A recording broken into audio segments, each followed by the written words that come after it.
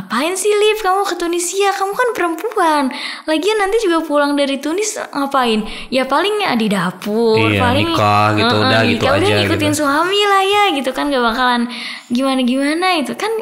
Emang kenapa perempuan berpendidikan gitu, kita ngerasa kayak ini kuliah apa sekolah ya, dari Tiap hari. soalnya tiap hari dari Senin sampai Sabtu. Selamat datang di Rukun Podcast.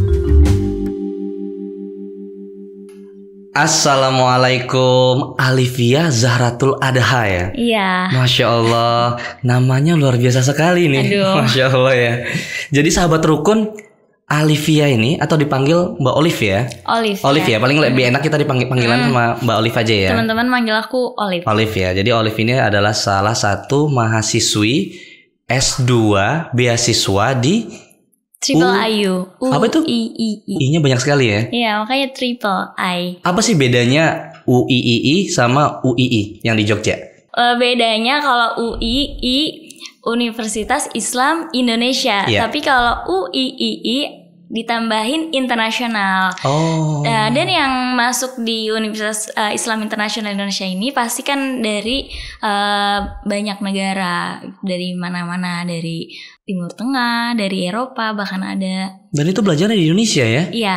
Wow, luar biasa. Tapi BTW nih, Olive asik. Olive nih alumni yang kuliahnya di Tunisia ya? Iya, betul. Itu bisa kepikiran untuk kuliah di Tunisia itu gimana ceritanya? Maksudnya gini ya, kan orang biasanya belajar Islam itu kan di Al-Azhar, Kairo, ada yang di Madinah, ada yang di Yaman gitu, ada di Pakistan. Kenapa memilihnya Tunisia? Kenapa? Aduh, karena kalau diceritain nih, dulu sebenarnya aku juga daftar di Maroko, di Mesir, tapi qadarullah alhamdulillah aku lolosin di Tunisia ini. Dan dulu awalnya pas ditanya Tunisia, emang Tunisia itu di mana gitu, orang-orang pada nggak tahu kan Tunisia di mana. Tunisia itu ya di Afrika Utara, sampingnya Maroko. Wow. Dan for your information, di Tunisia itu ada Universitas Islam yang tertua dan itu paling pertama di dunia ini.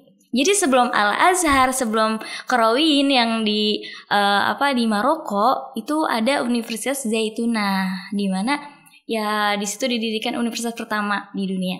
Jadi bukan Islam. Kairo, bukan Madinah, tapi universitas pertama di situ. Iya. Wow, keren. Itu justru malah baru tahu nih hostnya nih. Masya Allah ya.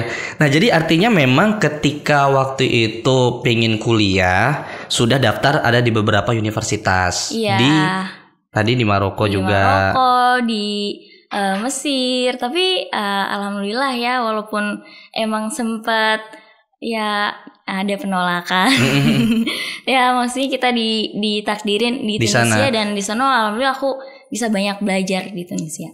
Wah, keren ini memang Mbak Olive nih. Jadi di pesantren 6 tahun, lalu di Tunisia sendiri itu berapa tahun? Di Tunisia S1 3 tahun. 3 tahun, itu beasiswa? Beasiswa tapi parsial, hanya universitasnya aja yang ditanggung biayanya. Kalau untuk keseharian itu kita mandiri sih. Oke, itu ada tes dulu di Indonesia kah atau memang langsung ke sana? Oh iya pasti dong. Kalau untuk biasanya ke Timur Tengahan gitu, itu ada tes yang mana persyaratannya emang harus bisa bahasa Arab. Masya Allah. Ngambil jurusan apa di sana? Jurusan Ulumul Quran wal Hadits. Apa itu? Ulumul Quran berarti belajar tentang Al-Quran ya? Iya, jurusan ya di situ kita belajar tafsir, terus juga memahami kandungan setiap ayatnya apa, terus nuzulul Quran, ya sekitar itu sih. Jadi seperti salah satunya nuzulul Quran itu ditelaah tuh, bagaimana turunnya ayat-ayat suci Al-Quran satu persatu, seperti itu dipelajarin? Kalau satu persatu sih itu pasti memakan waktu yang panjang ya. Ya secara umum kapan sih Al-Quran itu turun, terus bagaimana, terus apakah secara langsung Al-Quran ini ada atau secara per ayat gitu, perlahan gitu, nggak langsung. Nah itu dipelajarin di situ. Rumit nggak sih ketika sudah tahu nih bahasanya yang dipelajarin di sana?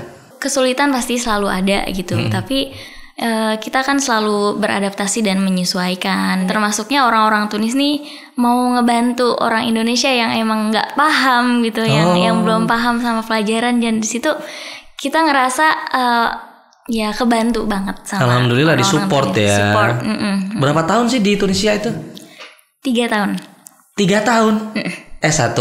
S1 3 tahun. Termasuk cepat ya? Cepat. Maksudnya kan di Indonesia 4 tahun. Mungkin di Kairo 4 tahun juga deh kalau nggak salah. Bahkan bisa sampai lebih dari itu. Kenapa dia bisa 3 tahun ya?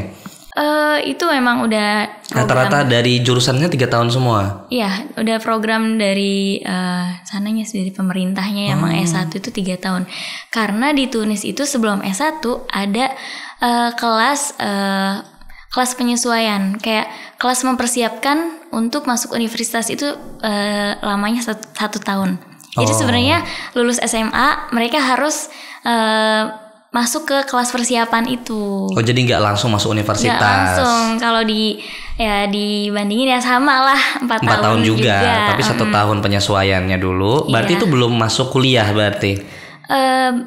Belum masuk baru kuliah. Pembelajaran bahasa mungkin ya. Itu orang Tunisnya. Cuma orang Indonesia yang kesono udah langsung masuk S1 gitu. Nah itu menarik tuh. Maksudnya orang Tunisnya butuh penyesuaian, tapi orang Indonesia bisa masuk langsung.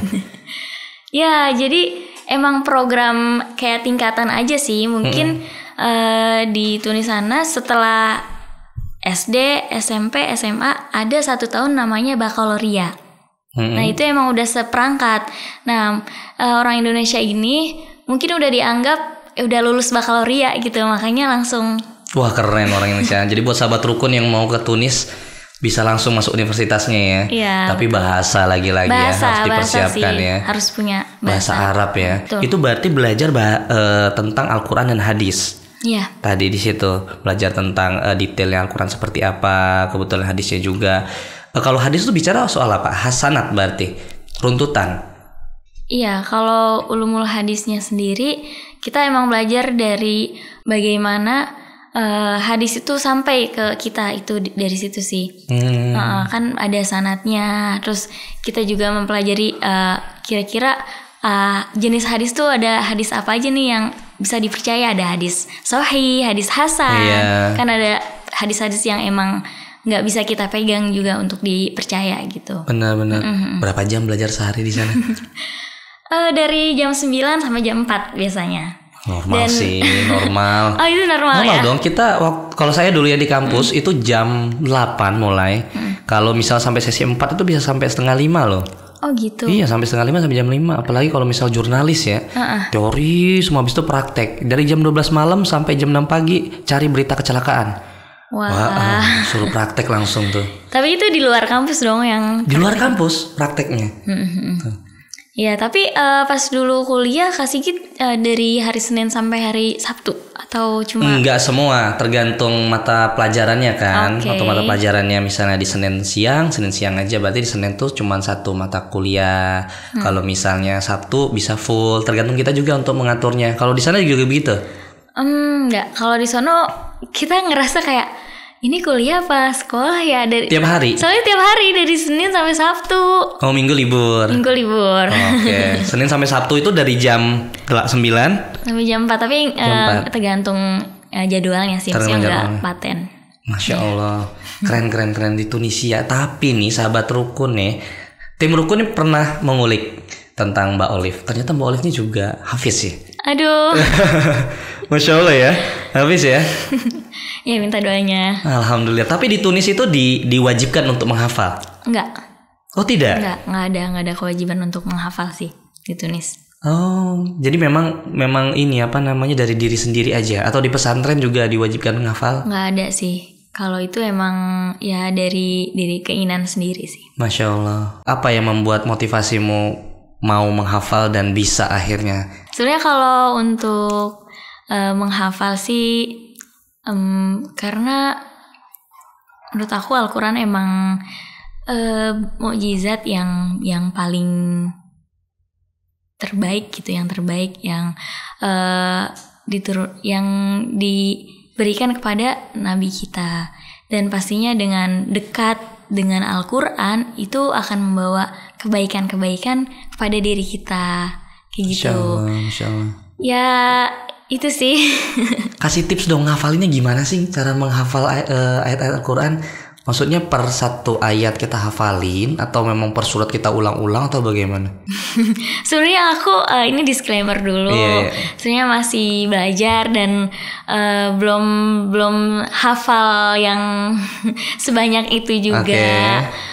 Cuma ya untuk pengalaman sendiri ya kan, setiap orang juga punya cara masing-masing bagaimana mudah menghafal gitu. Kalau aku yang pertama emang harus dibaca berulang-ulang. Oke, per ayat. Per halaman. Habis itu kita coba pahamin maknanya. Setelah kita paham, coba kita baca lagi per ayat. Jadi emang untuk mempermudah dalam hafalan, pemahaman juga sangat membantu gitu. Masya Jadi Allah. pahamin dulu. Berapa lama sih Mbak kalau untuk menghafal jangan satu juz deh, satu surat deh? Biasanya gimana tuh? Ya kembali lagi ke kemampuan setiap orang dalam menghafal. Itu kan beda-beda gitu. Ada yang 1 hari 2 halaman, ada yang 4 halaman, Ada yang 4 halaman? ada yang setengah juz. Jadi kayak emang beda-beda sih, tergantung dia seberapa kuat tekad dia untuk menghafal dan Masya Allah. benar-benar istiqomah gitu. Dibaca lagi, baca lagi. Gitu, Satu beda-beda hari bisa sih. setengah juz ya? Iya, Ada aja yang orang-orang. gitu ya? Iya. Bukan Maksudnya artinya itu suatu mukjizat yang luar biasa gitu. Ya, Ya gitu. artinya kita orang Indonesia itu bahasa Arab ya kan. Kalau bukan mukjizat ya mungkin bahkan ya dari keyakinan yang lain nggak mungkin bisa hafal seperti kita menghafal Al-Quran ya. Masya Allah, Masya Allah. sih. Jadi di sana 3 tahun di Tunisia belajar tentang Quran dan hadis gitu. Yang menjadi pertanyaan yang paling penting nih, sepanjang hidup pendidikan ini kan di wilayah keislaman ya pendidikannya. Biasanya seumuran Mbak Olive yang usianya berapa sekarang? Wah, 22 tahun. 22 tahun, sudah S2 loh. Itu gimana cara untuk tetap fokus dan biasanya kalau circle usia-usia kita itu kan usia-usia yang sangat muda, penuh dengan kemauan A, B, dan C dan berubah-ubah gitu kan. Gimana biar bisa tetap istiqomah? Istiqomah dalam belajar ya ini Iya, yang dimaksud ya. Sebenarnya sama aja sih kayak teman-teman yang emang banyak kemauan kayak pengen healing ke pantai, Iya. ke mall, jalannya shopping, ya sama aja. Cuma untuk bisa terus kayak punya semangat dalam belajar, terutama dalam bidang keislaman ya. Ini aku akhirnya memilih untuk di dalam circle yang mana orang-orang itu semangat belajar. Makanya aku lanjut S2. Oh. Di situ mungkin kita sebenarnya emang bisa belajar di mana aja, apalagi sekarang ya zaman teknologi, ada YouTube, ada Google dan lain-lain. Ya itu kan kita gampang banget kalau buat nyari pengetahuan. Tapi aku butuh banget circle yang mana orang-orang tuh emang ngasih energi positif nih buat belajar. Ya disitulah aku nemuin di Triple IU ini, di Universitas Islam Internasional Indonesia. Masya Allah. Kalau itu tadi dari segi pendidikan ya. Kalau dari segi sosial, nih Olive yuk kita main yuk, oh iya kita kesini yuk. Kamu main nggak sih sebenarnya? Atau fokus belajar aja di enggak rumah dong. gitu kan? Ya kalau misalnya ngajak Lip, ayo Lip kita belanja, ayo gaskeun lah kita. ya kita manusia biasa lah yang Tetap ya sehari-hari harus, ya. harus balance juga. Masa kalau kita emang fokus belajar doang kan banyak hal yang ketinggalan juga dong. Sedangkan dalam hidup ini kita bukan cuma fokus ngafalin, belajar, tapi harus bersosial juga. Terus juga emang harus belajar gimana memanage waktu, komunikasi dengan orang-orang. Itu ya harus bisa menyesuaikan. Masya Allah. Di Tunis juga begitu, sama. Ya di Tunis ya belajar sambil mempelajari yang lain-lain. Masya Allah. Tapi ada jalan-jalannya juga di sana ya. Pasti itu nomor 1. Di Tunisia tuh ada apa di sana kira-kira? Bisa spill dong. Kalau di Tunis itu Yang bedain ya dari Indonesia dan Tunisia emang kalau bagi aku tuh langit sih. Langitnya itu benar-benar kerasa kayak lebih dekat, lebih biru, dan kayak healingnya itu gampang banget. Kalau misalnya lagi galau tinggal lihat ke atas langit kayak udah kayak tenang gitu. Random sih. Kalau di sini kan pasti kayak ngerasa jauh banget ya. Aku ngerasa pas ke Tunis tuh kayak kok langitnya deket banget ya, terus lebih biru, lebih gitu. Tapi sebenarnya Bogor juga lebih dekat tahu langitnya. Oh gitu. Berasap, awan-awan gelap, hujan. Pasti begitu setiap hari. Iya. Tapi ya emang selain langitnya yang bagus, di sono banyak tempat-tempat yang oke nih buat kita jalan-jalan lah. Masya Allah. Staycation. Ada staycationnya juga ya di sana ya. Wah, menarik. Masuk bagian Afrika lagi ya. Iya, Afrika Utara. Nah, ngomongin soal pendidikan, usia Olive di usia 22 tahun sudah lulus S1 di Tunisia, S2 sekarang lagi semester berapa itu di UI? Semester 1 lagi ngejalanin. Pertanyaannya gini, antara pendidikan dengan perempuan dalam perspektif Islam, kan seringkali kalau misal apalagi di berita kan cenderung memframing ya di Afghanistan bahwasanya Islam itu tidak boleh ikut pendidikan, atau misalnya Islam itu tidak memberikan ruang berekspresi bagi perempuan. Gimana komentar dari Mbak Olive? Nah, ini sih topik yang emang lagi hangat-hangatnya ya. Iya. Ini juga jadi alasan kenapa aku tertarik sama isu-isu perempuan dan Islamic Studies gitu.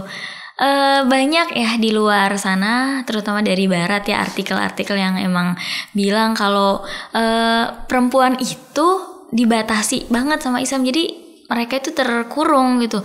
Jadi hak-hak mereka untuk belajar, untuk berkreasi itu beneran ditutup sama agama Islam. Nah itu sebenarnya nggak seperti itu. Kamu di Tunisia benar-benar lingkungannya apakah orang-orang muslimah di sana dilarang untuk berpendidikan, sekolah dan sebagainya nggak? Enggak, justru kalau di Tunisia itu perempuan sangat didukung untuk terus mengejar pendidikan, belajar, berkreasi kayak gitu. Maksudnya di sini sebenarnya yang apa ya, yang menjadikan perempuan itu kayak terkurung dan nggak bebas gitu untuk belajar dan lain-lain, kayak ya perempuan mah di rumah aja deh bagusnya, kayak gitu kan. Stigmanya begitu ya. Itu sebenarnya bukan dari ajaran Islam. Maksudnya justru Islam itu memberikan ruang dan hak-hak perempuan yang mau belajar silahkan. Contohnya dulu Rasulullah SAW itu mengencourage atau mengajarkan untuk semangat berpendidikan kepada istrinya, ya Sayyidah Aisyah radhiyallahu anha. Nah dari situ kan kita bisa melihat bahwa ya Islam nggak ngelarang perempuan untuk ini kok di rumah terus, dan Islam justru mendukung perempuan untuk terus belajar. Jadi dulu nih aku mau cerita. Boleh. Sebelum ke Tunisia, jadi banyak bukan teman-teman sih, kayak lebih ke sosial yang bilang, ngapain sih Liv kamu ke Tunisia, kamu kan perempuan, lagian nanti juga pulang dari Tunis ngapain, ya paling di dapur, paling nikah gitu, udah gitu aja ngikutin gitu. Suami lah ya gitu kan, gak bakalan gimana itu kan. Emang kenapa perempuan berpendidikan gitu? Nah kita juga manusia gitu, sama seperti laki-laki yang emang mau maju, berkembang, punya daya kreatif, kritis, kan kita dapat itu di sekolah. Artinya kan yang stigma selama ini diberitakan itu kan oke, memang di sana negara yang kebetulan pemerintahnya memberikan kebijakan yang justru berbeda dari Islam. Jadi tidak dikonotasikan ke seluruh Islam itu mengajarkan A, B, atau C ya. Enggak, justru itu adalah struktur sosial sih. Jadi ada nih yang namanya budaya patriarki yang emang masih kental sama kita, terutama ya di daerah-daerah negara Islam sih. Itu sebenarnya bukan dari ajaran Islam ya, cuma emang budaya dari Islam sebelum datang sampai sekarang masih erat gitu sama patriarki yang bilang ya perempuan itu manusia kelas kedua setelah laki-laki, padahal kita kan ya sama-sama manusia gitu. Kamu sempat ngedon nggak waktu kamu diberikan stigma kayak gitu sebelum berangkat itu? Iya sih, sempet sih kayak yang emang kenapa gitu kalau aku belajar jauh ke luar negeri gitu ke Tunisia. Kalau pulang walaupun emang nanti bakalan jadi ibu rumah tangga misal, cuma kan positifnya nih nanti aku bisa mendidik anak-anak yang lebih baik lagi dan juga punya pola pikir yang bagus. Di situ ya menjadi poin plus dong, bukan berarti kita nanti jadi ibu rumah tangga berarti kita nggak usah sekolah, nggak gitu. Iya. Gitu. Salah sih berpikirnya seperti itu ya. Tapi kalau misalnya mau kuliah ataupun nggak kuliah kan itu pilihan masing-masing ya. Pilihan masing-masing. Tapi dengan menjustifikasi atau mengeneralkan perempuan harus di kasur, sumur dan dapur doang tuh yang nggak baik ya sebenarnya ya. Ya itu udah harus dihilangkan ya, karena justru Islam mengajarkan tentang kemuliaan perempuan ya. Iya. Masya Allah. Selamat datang di Rukun Podcast.